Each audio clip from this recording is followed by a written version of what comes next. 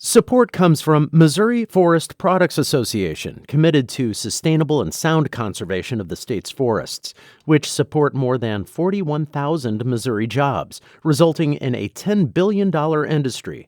ChooseWood.com. So people were becoming better at decision making, becoming better at making plans, better at logic.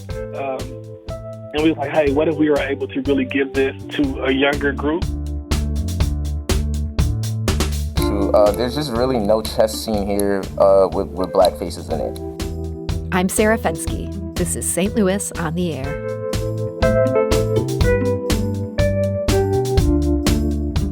Last month, the local organization Dream Builders for Equity kicked off a new program for local youth. It's called Black Squares, and the goal is to teach kids to play chess. Those kids can be as young as 6 all the way up to 18. But the focus, as you may have guessed from that name, is on black and brown kids who might not otherwise be exposed to the joys of chess. Black Square's second session was last Saturday. Our producer Laura Hamden stopped by to catch the action and talk to the kids learning to play. It's a very fun game because it's very fun to play against other people. And also if you win, you kind of have bragging rights. Yeah, totally. What's kind of the most challenging part of this game for you? The challenging part is to try not to let your pieces get taken and try not to let your king get demolished. What about you, Kaden? My favorite part about this game is how it differentiates itself from my school. But school, you have to think about a lot of the stuff, and chess is a strategy game, so you have to also think about a lot of stuff. And I always tend to overthink things, and that's why I lose. Since I always overthink what they're going to do. Well, do you think coming here will start helping you with that overthinking? Yeah, it'll definitely help me stop overthinking about what they're going to do. Because what I've learned from chess is you don't have to predict their entire game plan. You have to try to predict their next move of sorts. Now, one of the parents who talked to Laura at last weekend's session was Nikki Joseph. She brought her son and daughter after seeing another parent posting about Black Squares on Instagram. And here's what Nikki took from Cassidy and King's first day. So just watching them and watching how they're learning and how they're interacting with the other kids that are here, it just showed me how to work with them. And it just also, it just kind of made me proud to, my daughter came out of her shell. She had said from the beginning that she wasn't playing with anybody else but her brother. And, she worked with the guys and then came out and she went to the table with one of the other girls. And, she didn't give up, even though, the other girl kept winning, but she didn't give up. And that is parent Nikki Joseph. And joining us today to talk about this new program is Michael Woods. He's the co-founder and executive director of Dream Builders for Equity. Michael, welcome. Hey, how's it going? And we're also joined today by Justice Williams. He is the director of Black Squares. Justice, welcome. Hi, thank you. So, Justice, I want to start with your story since so much of this was put in motion by you. How did you get hooked on chess as a kid growing up in the Bronx? Do you want the short? I think we're having some technical problems there. Seems to be a common theme today. Michael, let's talk about Dream Builders for Equity. What is your organization involved with? Yeah, for sure.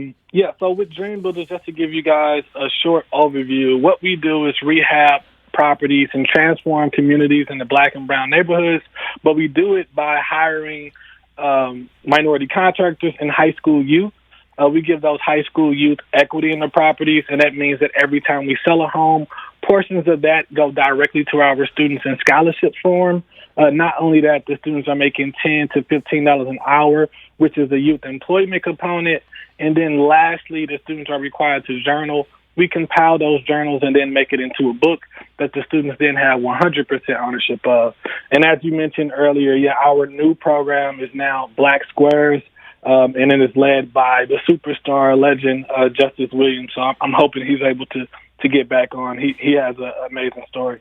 Yeah, Justice, I understand you're back with us. Tell me how you got hooked on chess. Yeah, so I learned how to play chess in the third grade.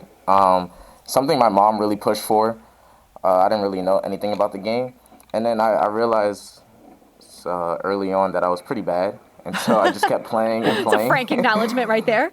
Yeah, no, I realized I was really bad because other kids were going to like nationals. They were traveling out the state to play. And I was like, oh, I'm going too. And they were like, no. And I was like, all right, cool. So then I had to get better.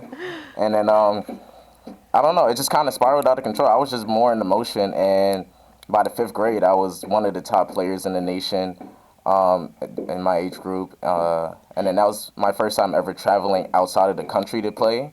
I went to Brazil to do that, and then it just, by 12, became the youngest African-American master. Yeah, that's huge. So you got really, really good at chess. Is that what brought you to St. Louis to go to Webster? I know they have a great chess program.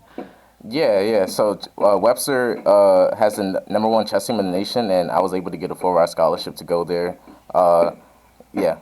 And so it's while you were at Webster that you ended up being connected with Dream Builders for Equity. Michael, this role has been described as almost an intern role that Justice started in. Did you know about Justice's chess skills when you took him on with this organization? Yep. So I think it was actually some folks over at Webster who introduced us to Justice and just wanted to get him around some mentors from the St. Louis area. Neil and myself, Neil is the other co-founder of Dream Builders, we were already in love with chess. But then once we met Justice, it was kind of over for us because now we felt like we had the cheat sheet now. So we can just go to Justice and learn all of the information.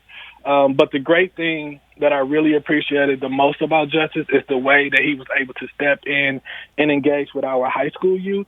Those high school youth were able to see themselves inside of Justice, and Justice was able to see himself inside of them. So that really provided our youth with living proof that they can accomplish anything and really just let them know, hey, if Justice can do it, so can they. So you said you were in love with chess even before this. When did you realize that this could be a part of the mission of Dream Builders and not just a hobby? It's kind of bad. So all of the students in the program just kept playing chess. Like once Justice came on board, and I gotta admit too, me and Neil were also playing a lot of chess too. So it just got ridiculous. Everyone was just in love with it, and we were finding out that it was actually strengthening some of our cognition. So like people were becoming better at decision making, was becoming better at making plans, better at logic. And we was like, hey, what if we were able to really give this to a younger group? And then we're able to also allow our current mentors and students to engage with the 6 and 7 year olds. And then Justice, of course, being the brains of the operation, this is something that he's been passionate about for years, was the easy person to have lead this and be the founder of it.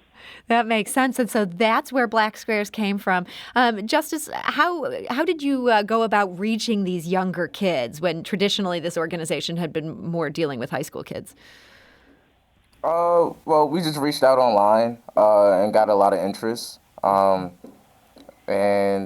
I mean, everybody has kids, and it's just a great idea, right? Why not just get your kids into chess rather than, just the usual basketball, football, right? Chess is more of a thinking game, so why not just introduce your kids as young as possible to the game? I get the sense for a parent, it's the dream thing, right? We all want our kids to be smart.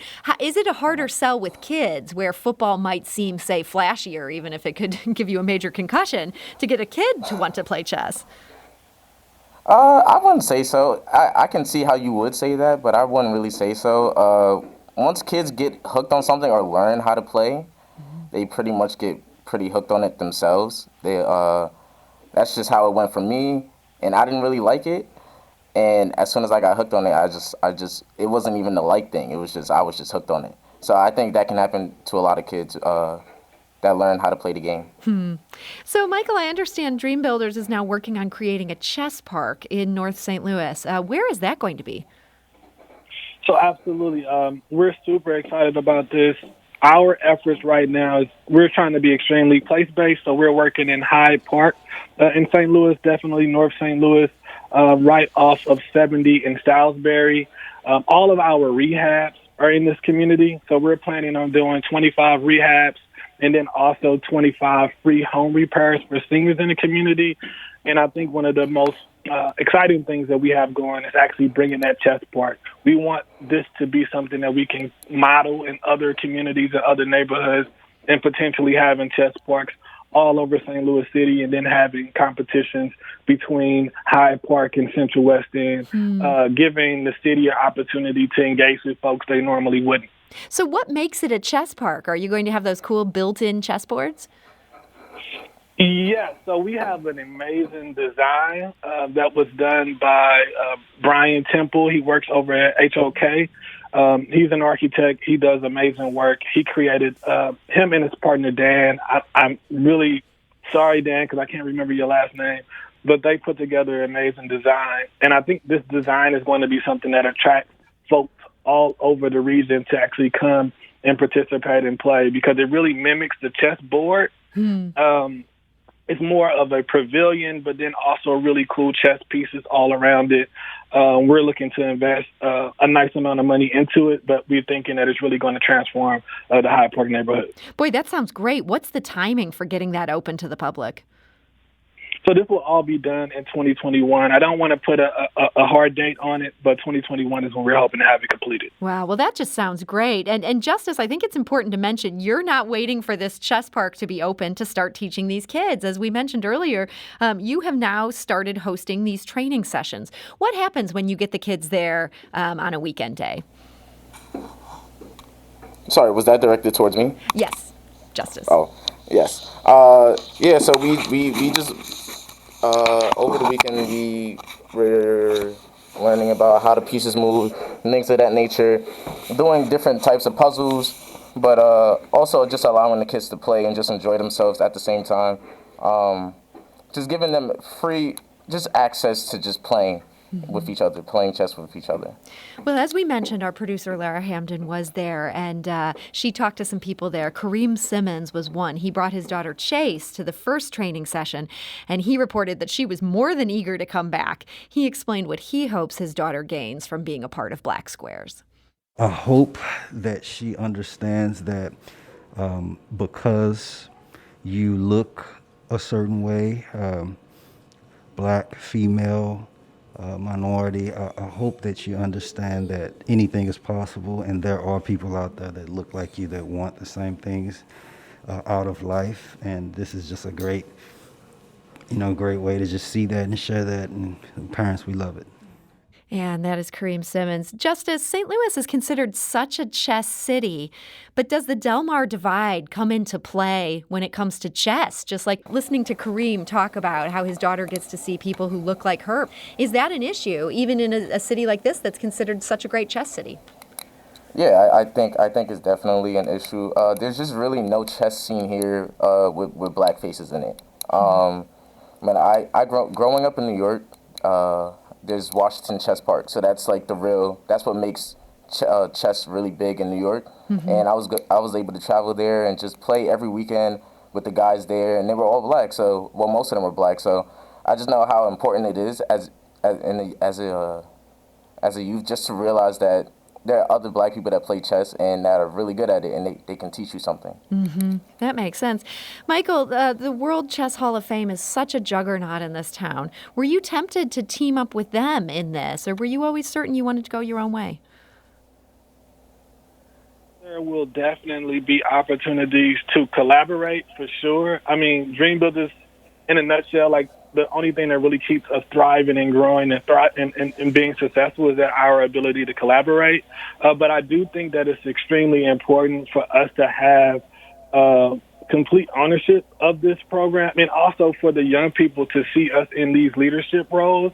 I think it's nothing more amazing for these 8-year-olds, 10-year-olds to see Justice leading this program, leading this initiative, and really being proud and happy to be able to be a blessing to them and be a mentor to them.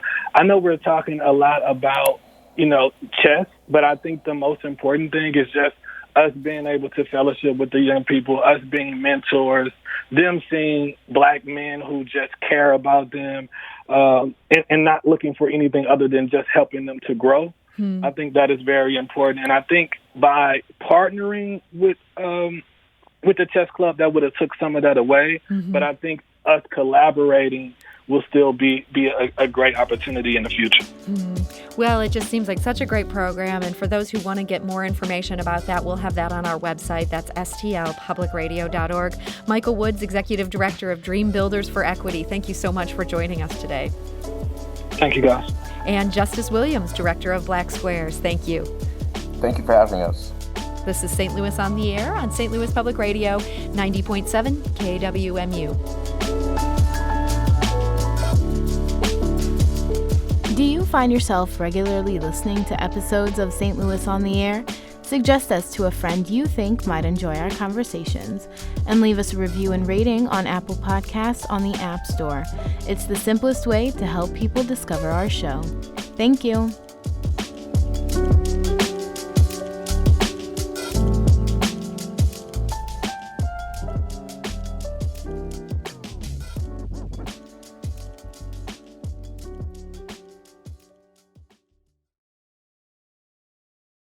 Support comes from the Missouri Forest Products Association, committed to conservation and careful management of the state's forests to make them more resilient and better habitats for wildlife.